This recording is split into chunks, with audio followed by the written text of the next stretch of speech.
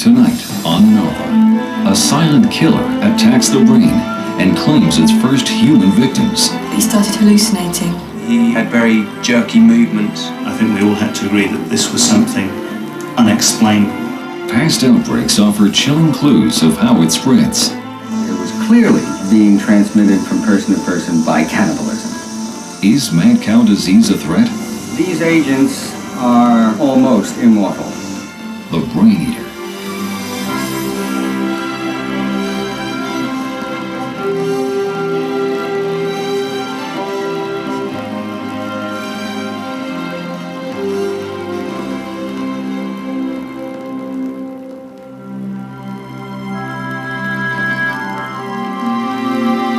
Major funding for Nova is provided by the Park Foundation, dedicated to education and quality television. This program is funded in part by Northwestern Mutual Life, which has been protecting families and businesses for generations. Have you heard from the Quiet Company? Northwestern Mutual Life. And by the Corporation for Public Broadcasting and viewers like you.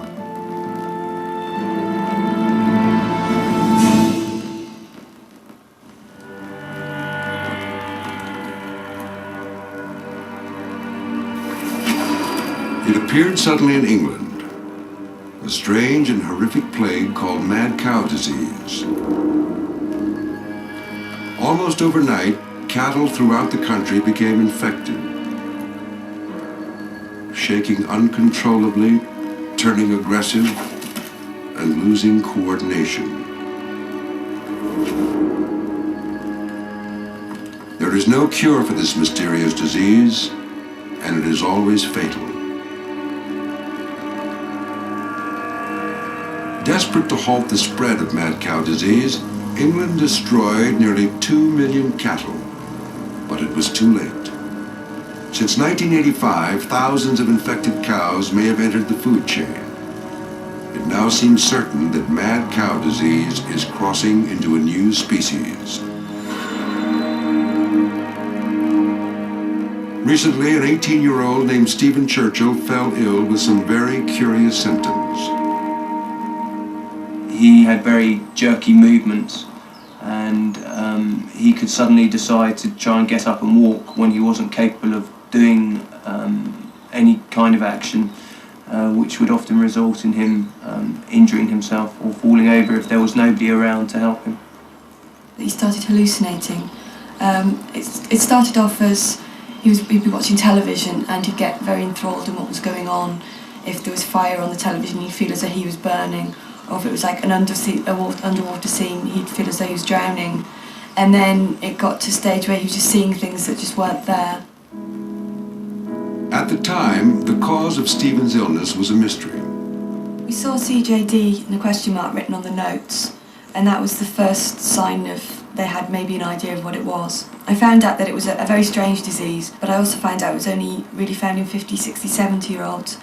And although a lot of the symptoms seemed to fit, the age group didn't. Doctors thought that Stephen Churchill might have CJD, or Creutzfeldt-Jakob disease, a rare brain ailment in the same family as mad cow disease. Called Spongiform encephalopathies, spongy brain disease, these illnesses riddle their victims' brains with holes. Did Stephen Churchill get CJD from infected beef? And if so, was the country on the brink of a human epidemic? An outbreak of a similar illness offered a chilling clue. Early this century, a strange new disease appeared in the highlands of Papua New Guinea. It was called Kuru, which means to tremble with fear in the native language. Within years, it killed thousands of the foray people, but was unknown elsewhere in the world.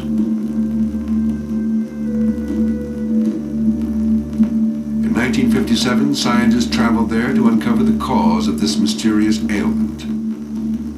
One of them, a young American pediatrician named Carlton Gaidushek, would one day win the Nobel Prize for this work. they found a population that was dying from this disease, but primarily affecting children of both sexes equally and young adult women. The first symptoms were a little incoordination. They'll stagger a little bit when they walked. Little by little, over a period of months, this became sufficiently severe so that they were unable to walk unaided. In time, the people were unable even to stand and therefore became helpless. Most people with this disease died within 9 months. Scientists investigated every possible cause of this illness, from malnutrition to genetic problems. The answer turned out, in fact, to be very simple. These people were cannibals. It was clearly being transmitted from person to person by cannibalism. Members of this tribe ate their dead relatives as an act of homage during funeral rites.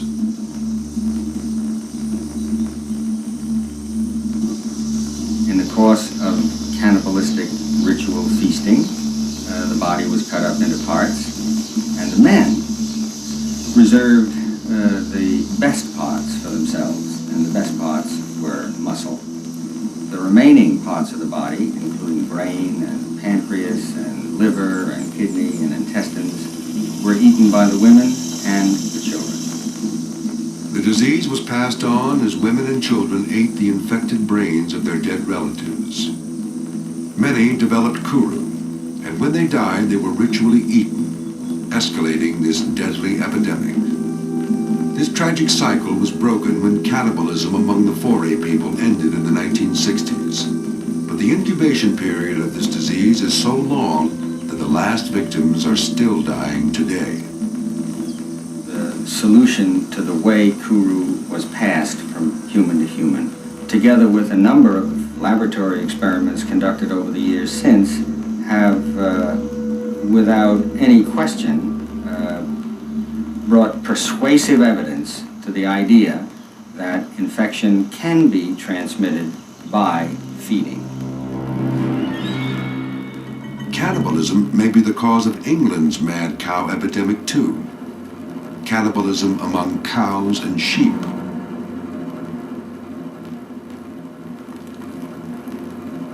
Scrapie is similar to mad cow disease, but it attacks sheep.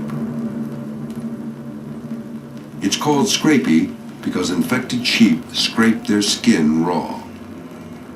Scrapie has existed in England for at least 200 years, but it has never crossed into cows.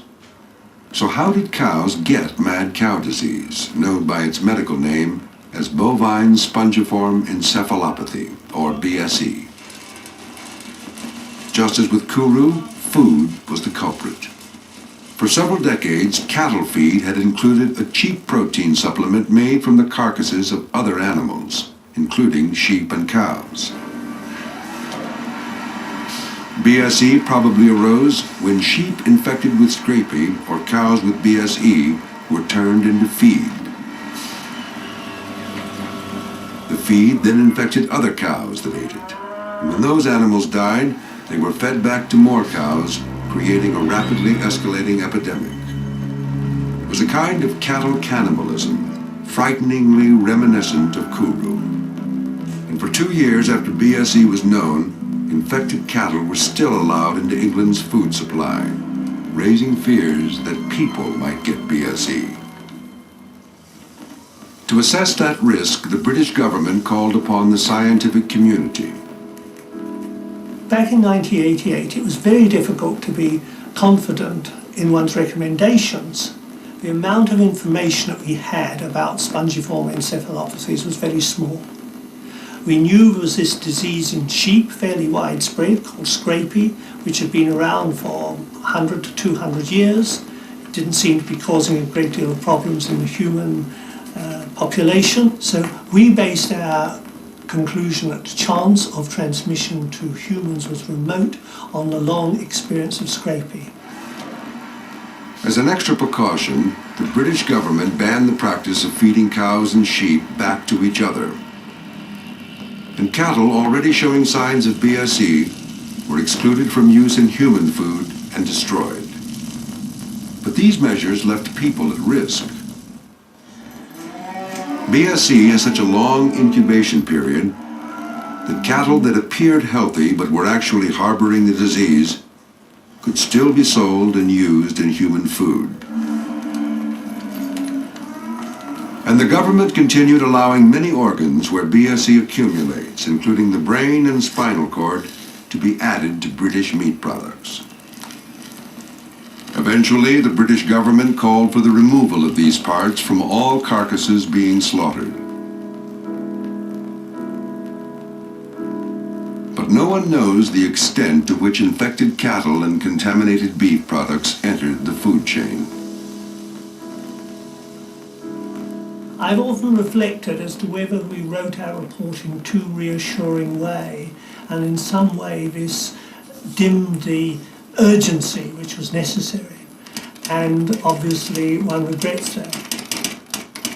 Critics also charged that the interests of industry were placed above public health. You may wonder why we were not more alarmist in our report, but you must remember that at that time we were dealing with a very rare disease in cattle. A human disease is and has remained very rare. Most people had never heard of it.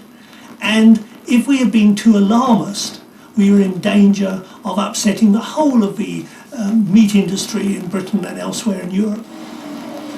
Outside of England, restrictive steps were taken. The European community banned the import of most British cattle, although packaged meat products were still allowed. The United States also imposed a ban on British cattle. This country did a couple of things immediately. It first of all banned, as did most countries, all countries perhaps, the importation of living animals from Great Britain. Going one step further than Europe, the United States banned all British beef products in 1989. Meanwhile, the Department of Agriculture began tracking down the several hundred British cattle that had been imported to the United States before the ban went into place. We hold the records for the 496 that were imported, and we had our field veterinarians trace those out, locate the farms where they were now residing, and then monitor those, check them every 6 months, where they would go out, talk to the owner, check for signs. Those cattle never showed any symptoms of BSE, and most have been bought by the Department of Agriculture and slaughtered. But imported British cattle was only one issue. The question was brought up, could American cattle be harboring their own native strain of BSE? In 1985, in the Wisconsin town of Stetsonville, mink being raised for fur came down with a rare Spongiform encephalopathy like mad cow disease. Almost overnight, they started showing classic symptoms of the disease, such as loss of coordination. They soon became listless and died within weeks. The disease wiped out thousands of mink. Richard Marsh, a veterinarian at the University of Wisconsin, was called in to figure out what had caused the epidemic. Marsh thought that something in the feed was spreading the disease. Now deceased, Marsh used to work in Paul Brown's lab at NIH. Since mink are fed carcasses, they are voracious carnivores, the interest very quickly led to the idea that the carcasses were at the base of it and that they were getting infected through sheep, specifically scrapie in sheep, and sheep carcasses were being fed to mink, so it made sense that sheep were the source of mink encephalopathy. But Marsh began to suspect that on this farm, scrapie was not the cause. No sheep had been fed, but downer cattle carcasses were fed. Downer cattle are called downer cattle because they lie down, because they're sick, and they die. And many different diseases cause this picture in cattle. And the thought was, well, here you've got an outbreak of spongiform encephalopathy in mink that apparently had been exposed to downer cattle and not sheep, and maybe the cattle were the source of the outbreak. The mink outbreak convinced Marsh that a low-level native strain of BSE exists in the United States, but was going undetected. So the idea that BSE might exist in this country, either producing a disease that wasn't recognizable as BSE or existing as a silent infection, was one that we had to seriously consider. And because of Dr. Marsh's theory, in 1993, the USDA started to do surveillance on downer cows. We've tried to approach it from a scientific standpoint and say, well, hey, if there is such a thing, let's look for it. To date, we've looked at over 6,100 brains and found no evidence of BSE. So that's a pretty good piece of evidence that this is not the case in the U.S., but it's not proof. Still, no cases of BSE have ever been found in the United States. But in England, throughout the 1990s, BSE was spreading fast, and not just in cows. British house cats started contracting the disease from beef and pet food. Like people, cats have never been susceptible to scrapie. It was certainly concerning when domestic cats developed a spongiform encephalopathy, and we now know that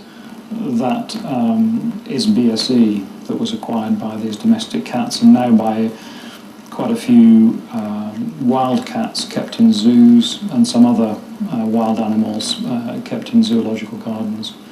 And so that really indicated that BSE had a quite different host range than scrapie. It was infecting different species that had not gone down with scrapie in the past.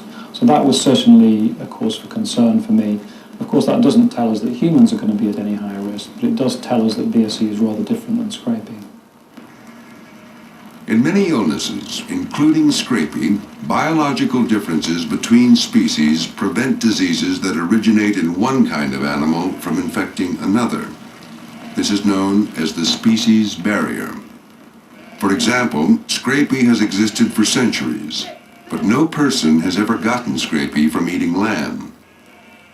Unlike scrapie, though, BSE has proven highly transmissible, crossing into nearly every species exposed to it. For so many animals, the species barrier against this new disease was turning out to be weak, and there was no way to know whether it would be for people, too.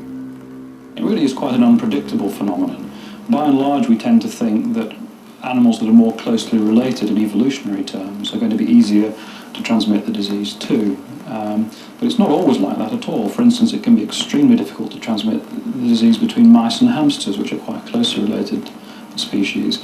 It seems to be relatively easy to transmit BSE to mice, which are quite distantly related species. So, there are really some very strange rules operating here. When a spongiform encephalopathy crosses a species barrier, a frightening phenomenon can take place. As the disease passes among members of the new species, it can become stronger and more virulent, and its incubation time can shrink. Then, this new type of disease may be able to infect other species that were not previously susceptible. We've certainly known since the mid-1970s that when scrapie infection is transmitted to and personaged within a new species, that strain characteristics and disease characteristics can change, and that a phenomenon analogous to mutation can occur, and that as a result of that you can generate a strain with new properties, with new characteristics, with altered neuropathology, even with an altered host range. Let's assume that BSE is the result of rendered, recycled scrapie in the food chain of cattle. There is not a shred of evidence to date that scrapie has ever caused CJD in humans. But scrapie passaged or going into cattle might change the host range of the infection, and therefore we cannot predict whether BSE would be or would not be infectious for humans. We, of course, had no way of knowing at that time whether the BSE agent was exactly the same as the Scrapie agent. Work since has shown that it does actually perform in a slightly different way to the Scrapie agent. This news was alarming. If BSE has a different host range from Scrapie, could it infect humans, turning their brains to sponge? Answering that question was difficult because these strange diseases do not behave like conventional illnesses. Most infectious diseases are caused by bacteria or viruses, tiny microbes that can only be seen under the microscope. Bacteria and viruses contain genetic material, nucleic acid such as DNA. Nucleic acid is the essential ingredient of life and allows organisms to reproduce. Bacteria and viruses cause disease by spreading toxins or damaging their host. But spongiform encephalopathies seem to operate differently. Unlike bacteria and viruses, they provoke little or no immune response, signs that the body is fighting infection, such as antibodies. And they have another strange characteristic. In the 1960s, scientists found that radiation, which kills viruses and bacteria by destroying their genetic material, has little effect on spongiform encephalopathies. They appear to defy the rules of biology. These agents are almost immortal. They resist alcohol, they resist boiling, they resist hospital detergents. We thought it would be interesting to see what would happen if we buried some of these agents. And so I ground up some Scrapie brain and mixed it with soil, put it in a flower pot, and closed it in a cage, and used my own garden as a burial site, right here. And what we found was that a good deal of the infectivity remained in the soil after 3 years. We exposed it to temperatures that turned it to ash, and it did not entirely kill the agent. And so every known pathogen of man would have been destroyed by this process, and this was not. So if these diseases don't behave like other pathogens, what are they? Scientist Pat Mers discovered a tantalizing clue in her New York laboratory. Using an electron microscope, which can magnify up to 100,000 times, she was looking for the infectious agent that causes Scrapie. At that time, most believed the killer was a slow-acting virus. But her discovery pointed scientists in a new direction. She detected these hazy threads in the brains of animals infected with Scrapie. They did not appear in the brains of healthy animals. Mers thought these fibers could be a sign of Scrapie, CJD, and Kuru. But each of these strands contains millions of particles, far too small to be identified even with the electron microscope. A different technique was needed. What we wanted to look for was what was unique about a sample from the diseased brain that was not in the normal brain. What component, what molecule would be in that diseased brain that was never in the normal brain? And so I did some experiments where I looked at proteins and separated these proteins using a gel to separate them by their size, and they give little different bands on the gel. And when I did that, I didn't really expect to find anything right off the bat. And after one of the experiments, I went into the darkroom to develop the film, and I was very surprised when I saw this. And I knew when I saw this gel that this had to be it. There's a fuzzy band that's here in the gel that's in each of the 3 samples from the diseased brain, and it's not in the samples from the normal brain. And this is exactly what we had been looking for. We and everybody else had been looking for some sort of a key, some kind of a molecule that we could say was in the diseased brain and not in the normal brain. And that really forced us to conclude that this protein is part of the agent, in fact, might be the only component of the agent. This band of protein appeared to be the only difference between the diseased brains and the normal brains. They called it the PRP protein. Finding it didn't solve the mystery, though. It deepened it, because no one thought a protein could be an infectious agent. Apart from water, our bodies are composed largely of proteins. There are thousands of different kinds of proteins, aiding in everything from digestion to thinking.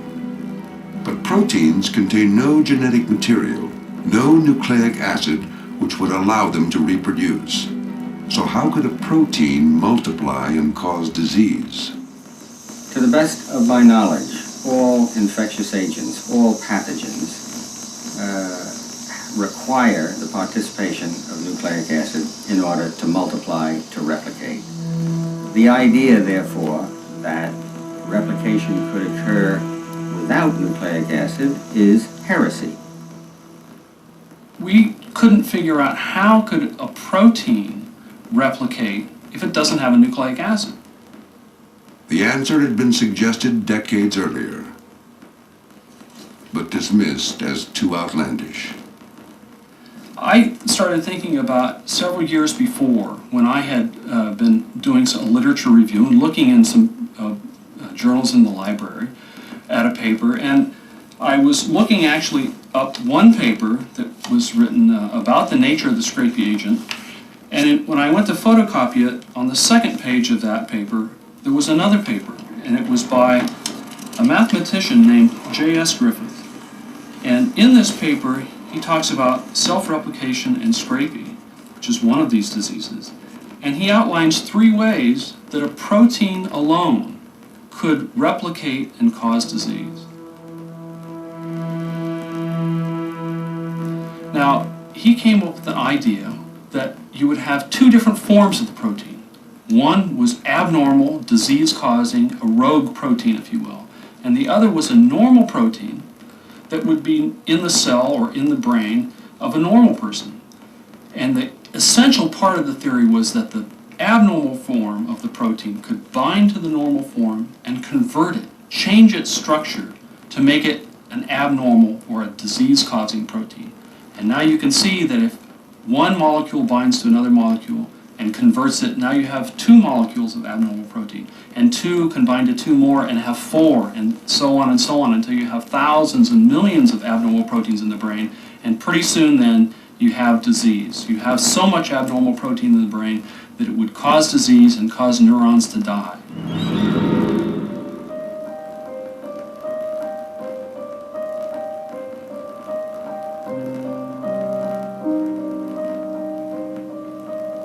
The most amazing thing was that the paper was published in 1967. He was a mathematician, wrote this one paper, never published anything again in scrapie. The insight was really very astounding that someone back then with so little information could see a way that a protein could be an infectious agent. Since then, the idea has been taken up by many scientists, most notably Stanley Prusner. He and others found that there are 2 types of PRP protein in the brain, just as Griffith predicted. One is a normal protein found in all mammals.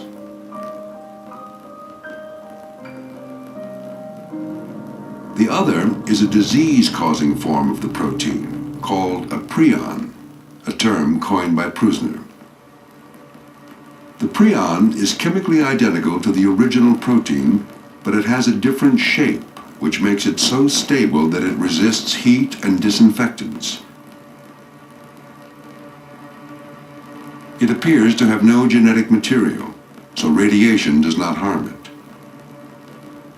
Once in its abnormal form, this new molecule seems to have the ability to corrupt any healthy PRP proteins that it comes into contact with, turning them into prions too.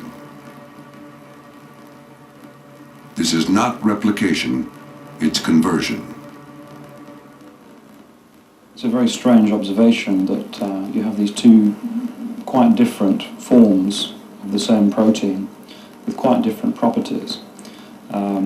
One of them is a killer. If this protein is present in your brain, you're in serious trouble. The other one is a normal constituent of all our brains. And obviously understanding how one converts into the other, and in the longer term how to stop it, is a tremendous puzzle. While scientists are still piecing that puzzle together, they have found that prions can link up in long, indestructible chains that accumulate in the brain.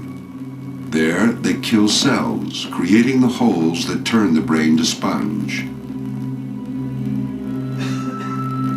If correct, the prion or protein-only hypothesis would be revolutionary, a phenomenon unheard of before in biology. I very strongly believe in the protein-only hypothesis. But it remains unproven and controversial. Some believe that prions are not the cause of disease, but the byproduct of it. Others think the infectious agent might turn out to be a virus or something similar, its genetic material hidden in a protective coat of protein. The idea that it is an infectious protein is an exciting and curious idea, but is one which I do not accept. This would be a novel biological mechanism. It's been difficult to accept because of that, because there's no precedent. But since no genetic material has been found, the protein-only hypothesis is gaining support. This has been an extremely controversial area of science. Prions are novel infectious agents, and there's been a very rapid evolution of ideas. And I think BSE has arrived on the scene in the midst of this scientific controversy. The answer is still not known with certainty, but more and more it looks as though the protein-only hypothesis will turn out to be correct. While the idea continues to be debated, the 1997 Nobel Prize for Medicine was awarded to Stanley Prusner for his pioneering work on prions. What started out as heresy had become mainstream. But now, another issue was taking center stage. The burning question became, can BSE transmit to humans? And are we going to see an epidemic of human disease following exposure to BSE? It was an urgent question, and a special scientific team was formed to look for clues that mad cow disease might be passing into the human population in the form of an illness like CJD. But no one knew exactly what they were looking for or what they would find.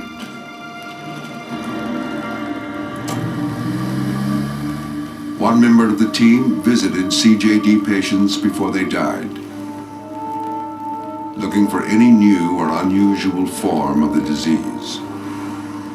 I would travel throughout the whole of the country to see patients with Creutzfeldt-Jakob disease, as the geographical distribution is completely random. Most patients with Creutzfeldt-Jakob disease, by the time that I visit them, are severely demented, so they're unable to communicate. They're usually mute, lying in bed, unable to move. And they have jerking movements of their limbs, what's called myoclonus. They can also, not infrequently, be blind, and even though they can't see, their brain is producing hallucinations, which can make them look very frightened. Another member of the team had the job of examining the brain of anyone suspected of dying of CJD to look for links with mad cow disease. But a CJD autopsy requires special precautions.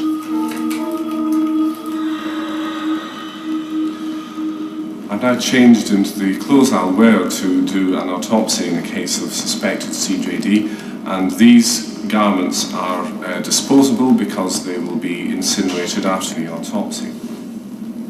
These are the gloves. On the top is a chain mail handpiece, and this is flexible and allows my hand to be protected from any cuts while the autopsy is being performed, and I wear another pair of rubber gloves on top of this just to make the whole thing as waterproof as possible.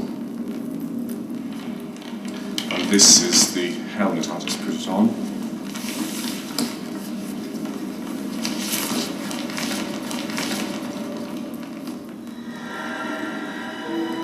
The instruments that I use in the post-mortem room and the instruments the technicians use in our dedicated laboratory really be regarded these as being permanently contaminated, so we use those for CJD cases alone because there's no effective way of guaranteeing decontamination in this disease. A third member of this new surveillance team was on the lookout for the emergence of any new patterns of CJD cases.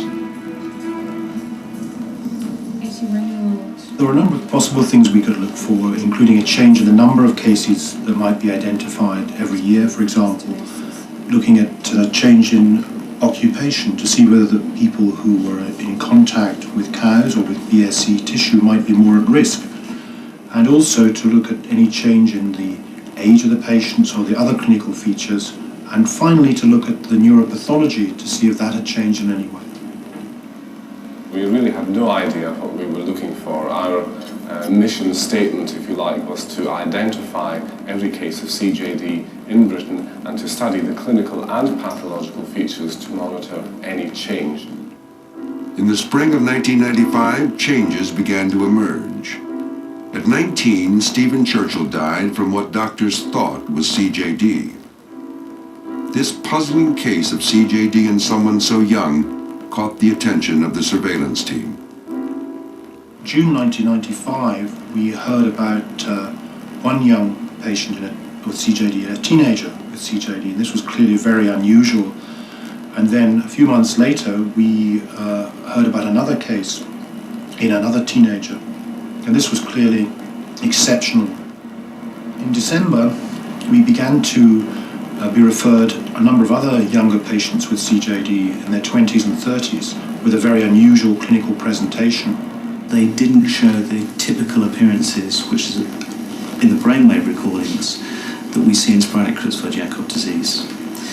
This is a brainwave recording from a patient with sporadic Creutzfeldt-Jakob disease, and it shows the classical appearance associated with CJD. These sharp waves are occurring in all across the tracing, coming from the various parts of the brain, and they occur regularly, usually once or twice every second. However, in the new patients, none of them had that classical appearance, and what we saw was just slow waves. They didn't show the typical appearances associated with the sporadic form of the disease. The first time I saw the new variant of CJD was in a brain biopsy from a young patient, and I can remember being very struck, even in this very small piece of tissue. The changes there were very different from anything that I'd ever seen before. This was the first confirmed case of a new type of CJD. But what had caused it? Somebody came down with a questionnaire and asked us questions about lifestyle and eating habits, where we've been on holidays, that sort of thing. Obviously with Stephen being 19, Mum and Dad knew exactly the medical treatments he'd had, his eating, that sort of thing, because he was still living at home at that time. Steve was no different to anybody else. He didn't have any operations that would have put him at risk. He didn't eat anything strange. He was a normal child, and he was a normal 18-year-old up until he became ill. He did eat beef burgers, but he ate sausages, he ate all sorts of things, no more or no less than most other people. So completely normal in that respect. Eventually, other cases like Stephen's emerged. In To confirm their suspicion that they had a new form of CJD, the team used a computer to compare brain slides from the randomly occurring or sporadic form of CJD and the new cases. The microscopic holes that accumulate in the brain were outlined in red. When we first set up the project, we were anticipating that perhaps the changes would be rather subtle. However, when the first new variant cases emerged, the changes were so striking, even on initial examination, that we were overwhelmed by the differences.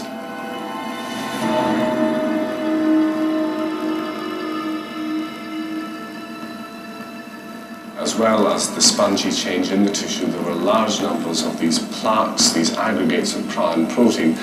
But it wasn't just the plaques, they had a particular shape, they were large, they were rounded, and they were surrounded by a ring or a halo of spongiform change, and I had never seen anything like that before. I think I realized then that undoubtedly this was something different, something new, something very disturbing, and something for which we had no explanation. I think we all had to agree that this was something unexplainable and that we couldn't just put it down to a chance occurrence.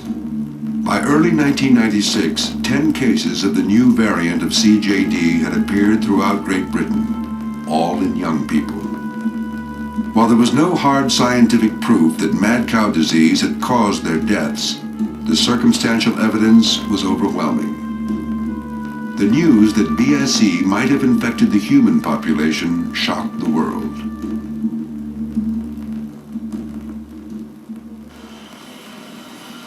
Nations across Europe banned British cattle and meat, just as the United States had done in 1989.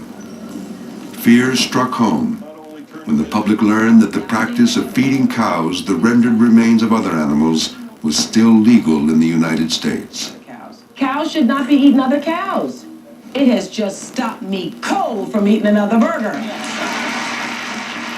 While British beef was still for sale, some restaurants and fast food chains throughout England removed it from their menus. But was mad cow disease really the cause of the new disease? The timing of these cases is possibly of some importance, and the reason for that is that if the population of the UK were exposed to the BSE agent in the mid-1980s, it would not be unexpected, if there were a link, that cases would start to occur in the mid-1990s. A striking similarity in both the clinical features and the pathology in these cases suggests that a common agent is operating, and this, I think, points towards BSE as the most likely cause. I think the most likely explanation is that these cases have occurred because of BSE. If these 10 people have died from BSE, then essentially the entire population of Britain is at risk. But with so few cases, scientists could not accurately predict the extent to which the human population would be affected. In the first year of the cattle epidemic, only 10 cows fell ill. Eventually, the death toll exceeded 170,000 cows. Would the human epidemic follow the same course? One of the main questions we have to address now is why only this small group of patients has developed this disease. If you believe that this is BSE, then potentially millions of us in Britain have been exposed to the agent in the food chain. So what is special, what is different about these people that, in a way, allowed them to develop the disease? One of the only clues so far has been found in the genetics of those who fell ill. There is some evidence from CJD that people of a particular genetic makeup are particularly susceptible to CJD. The gene responsible for the prion protein seems also to affect our susceptibility to prion diseases. Along this gene, DNA codes for two different types of amino acids, methionine and valine. A person whose DNA codes for one methionine and one valine seems less susceptible to prion diseases. Someone who has two valines is more vulnerable. And those who have two methionines are called methionine homozygotes and seem to be the most susceptible to the new kind of CJD.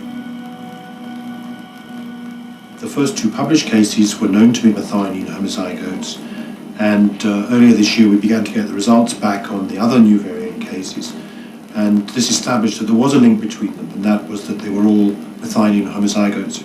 All 10 of the new variant CJD cases bore this genetic trait, but this offers little comfort. Looking at the distribution of methionine homozygosity in the United Kingdom population, it's not really all that reassuring, because about 18 million people in Britain are probably methionine homozygotes. Testing so many people is out of the question. And scientists are unsure just how much one's genetic type confers protection or vulnerability. In addition, there are still many other mysteries about the risk BSE presents to humans. It's very hard to try and perform any sort of real risk assessment as to what the outcome of this might be, how many people might get infected, what sort of exposure might be a risk. We really know so little, in fact none really, of the key ingredients that you'd need to know to make a risk assessment. For example, no one knows how many British cows contracted BSE, or how many entered the food chain. Complicating risk assessments even further is the mystery of how much infected material a human being would have to eat to trigger disease. Using a herd of test cattle, the British government has established a minimum dose fatal to a cow. Eating just 1/4 of a teaspoon of BSE-infected brain is enough to kill it. But what about humans? It takes a much larger dose to pass infection from one species to another than within the same species.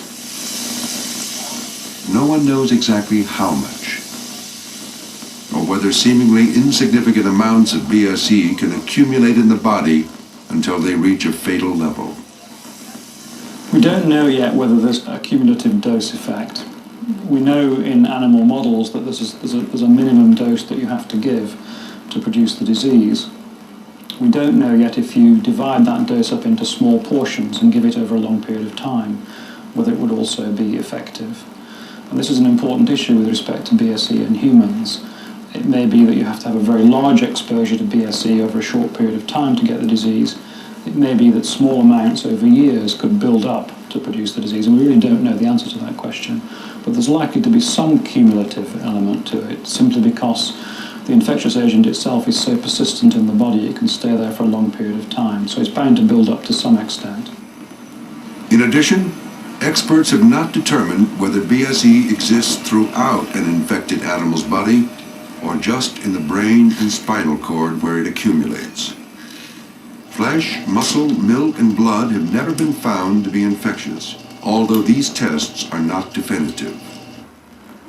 But the greatest mystery is how easily BSE can cross the species barrier from cows to humans.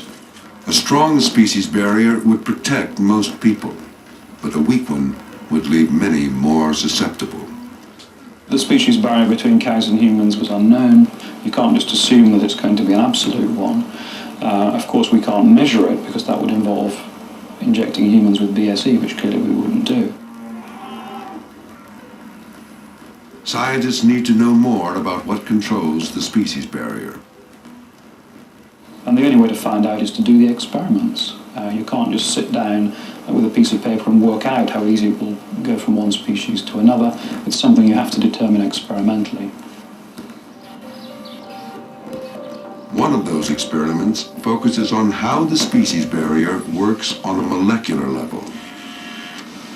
Evidence from other labs has suggested that the type of PRP protein that an animal makes can determine whether or not that animal is going to be susceptible to infection with the agent from a different species. So what we know is that this protein, this PRP protein, it's composed of a sequence of what are called amino acids, which are linked in a long chain. And that the amino acid sequence of PRP from an animal like a sheep differs from the sequence in an animal such as a cow. And what we're interested in determining is if it's those differences between these two types of PRP that can affect whether or not this species barrier is broken and infection can occur. Priola is investigating how scrapie is passed between two closely related animals, hamsters and mice. Curiously, mice can't be infected with hamster scrapie, but hamsters can be infected with mouse scrapie. To understand why, Priola analyzed the differences in their PRP proteins. Between the mouse PRP and the hamster PRP, there are 16 amino acid differences. And what we were able to do is show that you can control formation of this protein by changing just one amino acid. So one change out of 254 amino acids could be enough to allow the formation of this abnormal protein. If you get the formation of this abnormal protein, you're probably going to get disease.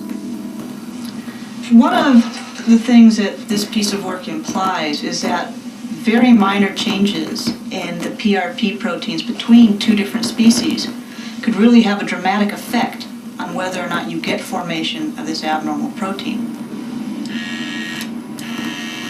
This work indicates that the species barrier against BSE can be breached fairly easily, which would seem to have grave implications for humans. Experiment after experiment is confirming that this is already happening, leaving little doubt that new variant CJD is in fact the human form of mad cow disease. To date, it has killed more than 20 British people. So far, the United States has been lucky. No cases of BSE or new variant CJD have ever been found here. But can it remain that way?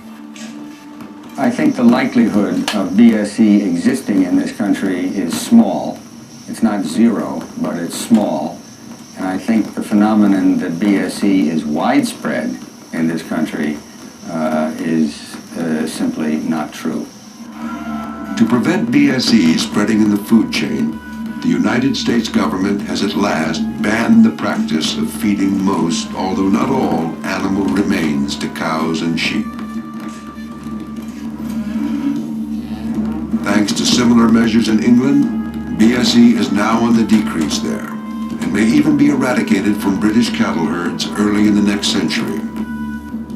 But it remains to be seen what direction the human disease will take.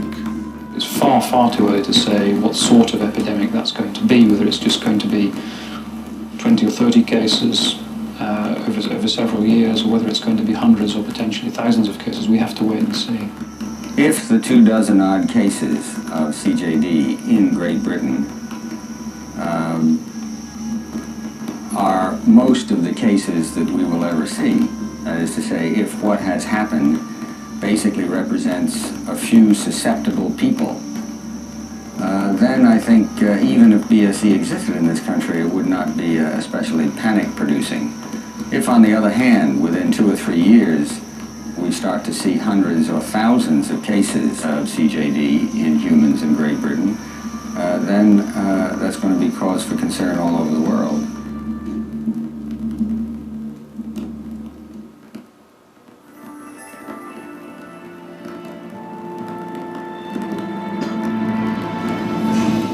Are prions behind this dreaded disease?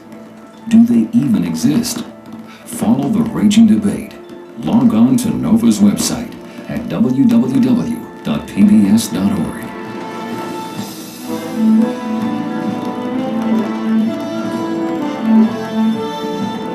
Including sheep and cows. BSE probably arose when sheep infected with scrapie or cows with BSE were turned into feed. The feed then infected other cows that ate it.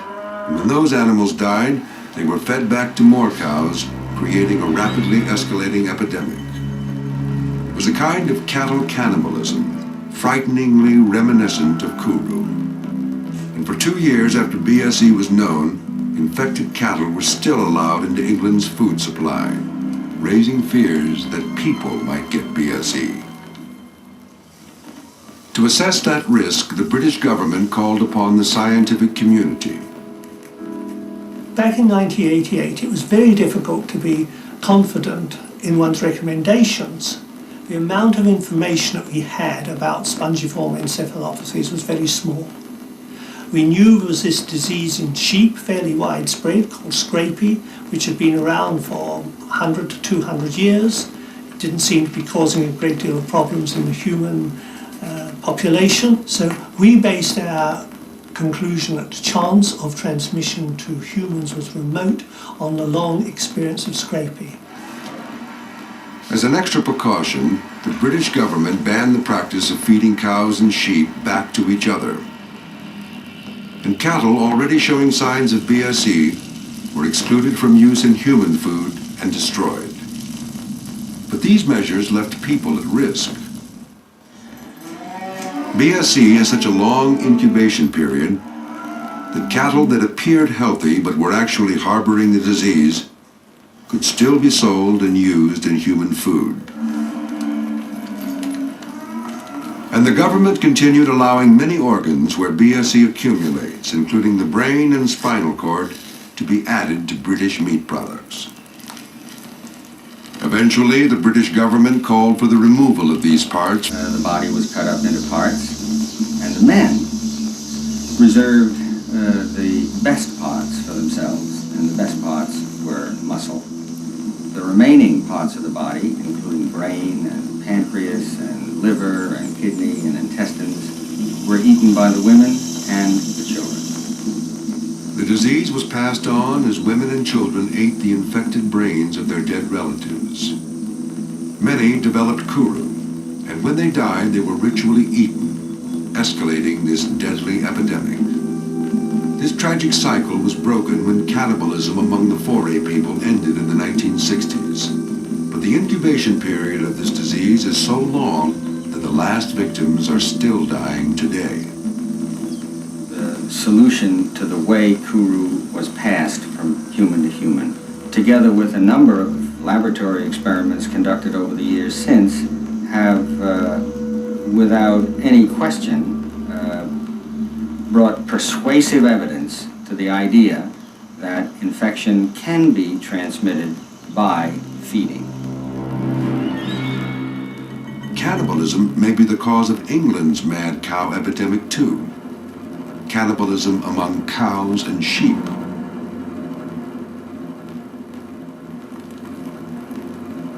Scrapie is similar to mad cow disease, but it attacks sheep. It's called scrapie because infected sheep scrape their skin raw. Scrapie has existed in England for at least 200 years, but it has never crossed into cows. So how did cows get mad cow disease, known by its medical name as bovine spongiform encephalopathy, or BSE? Just as with Kuru, food was the culprit. For several decades, cattle feed had included a cheap protein supplement made from the carcasses of other animals. There is no cure for this mysterious disease, and it is always fatal. Desperate to halt the spread of mad cow disease, England destroyed nearly 2 million cattle, but it was too late. Since 1985, thousands of infected cows may have entered the food chain. It now seems certain that mad cow disease is crossing into a new species. Recently, an 18-year-old named Stephen Churchill fell ill with some very curious symptoms. He had very jerky movements, and he could suddenly decide to try and get up and walk when he wasn't capable of doing any kind of action. which would often result in him injuring himself or falling over if there was nobody around to help him. He started hallucinating. It started off as he'd be watching television and he'd get very enthralled in what was going on. If there was fire on the television, he'd feel as though he was burning, or if it was like an underwater scene, he'd feel as though he was drowning. And then it got to a stage where he was just seeing things that just weren't there. At the time, the cause of Stephen's illness was a mystery. We saw CJD and a question mark written on the notes, and that was the first sign of they had maybe an idea of what it was. I found out that it was a very strange disease, but I also found out it was only really found in 50, 60, 70-year-olds.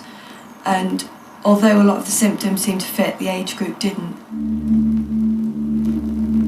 Doctors thought that Stephen Churchill might have CJD, or Creutzfeldt-Jakob disease, a rare brain ailment in the same family as mad cow disease.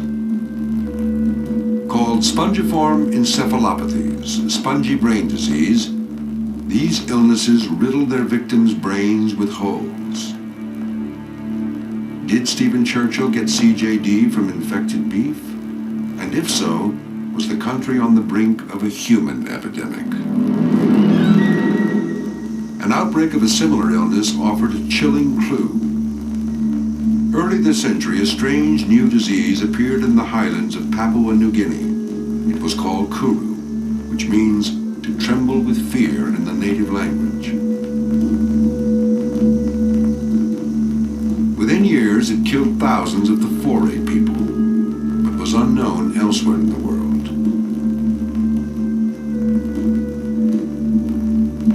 In 1957, scientists traveled there to uncover the cause of this mysterious ailment. One of them, a young American pediatrician named Carlton Gaidushek, would one day win the Nobel Prize for this work. They found a population that was dying from this disease, but primarily affecting children of both sexes equally and young adult women. The first symptoms were a little incoordination. They'd stagger a little bit when they walked. Little by little, over a period of months, this became sufficiently severe so that they were unable to walk unaided. In time, the people were unable even to stand and therefore became helpless. Most people with this disease died within 9 months.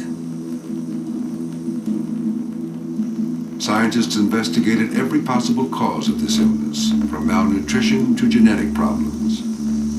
The answer turned out, in fact, to be very simple. These people were cannibals. It was clearly being transmitted from person to person by cannibalism. Members of this tribe ate their dead relatives as an act of homage during funeral rites.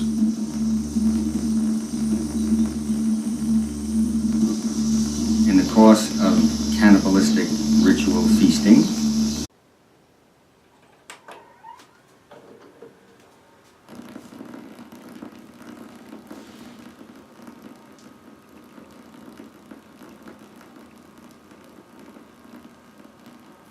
Tonight on Nova, a silent killer attacks the brain and claims its first human victims. He started hallucinating.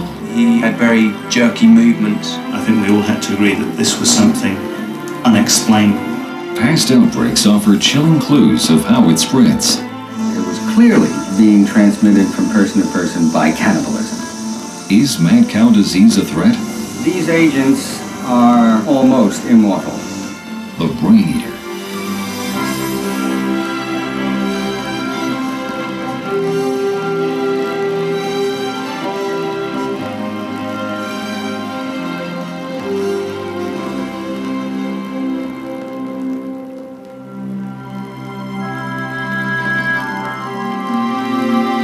Major funding for Nova is provided by the Park Foundation, dedicated to education and quality television.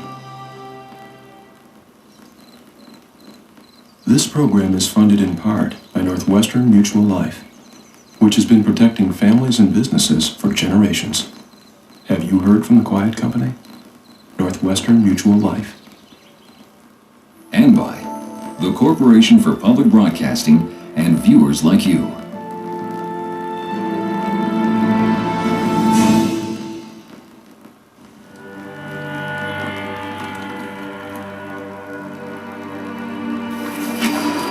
It appeared suddenly in England, a strange and horrific plague called mad cow disease. Almost overnight, cattle throughout the country became infected, shaking uncontrollably, turning aggressive, and losing coordination.